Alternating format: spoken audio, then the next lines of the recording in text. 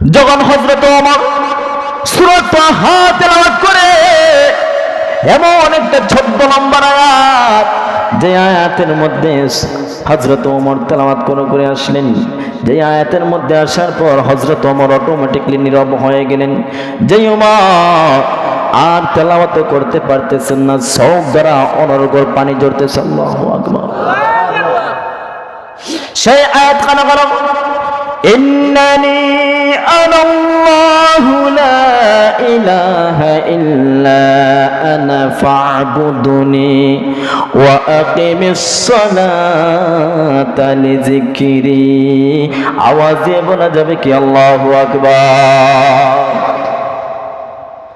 ইন্নানি, নিশ্চয় আমি আল্লাহ, ইন্নানি আনাল্লাহ, নিশ্চয় আমি আল্লাহ, নিশ্চয় আমি আল্লাহ, লা ইলাহা ইল্লা আনা ফা'বুদুনি, লা ইলাহা, আমি আল্লাহ ছাড়া আর কোনো মাবুদ নাই, আমি আল্লাহ ছাড়া আর কোনো ইলাহ নাই।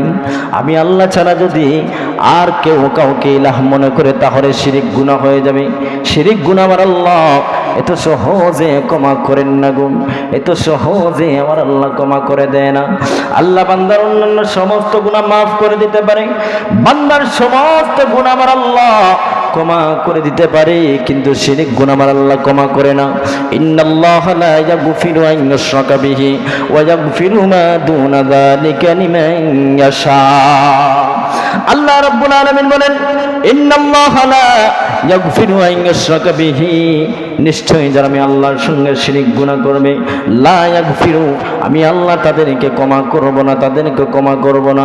আন ইউশরাকা বিহি ওয়া ইয়াগফিরু মা দুনা যালিকা লিমান ইয়াশা, যদি শিরক গুনাহ ছাড়া বান্দা অন্য কোনো গুনাহ করে গো, আমি আল্লাহ চাইলে বান্দার সমস্ত গুনাহ মাফ করে দিতে পারি, কিন্তু শিরক গুনাহ আমি আল্লাহ বান্দার কোনোদিন মাফ করি না। বলে আল্লাহু আকবার।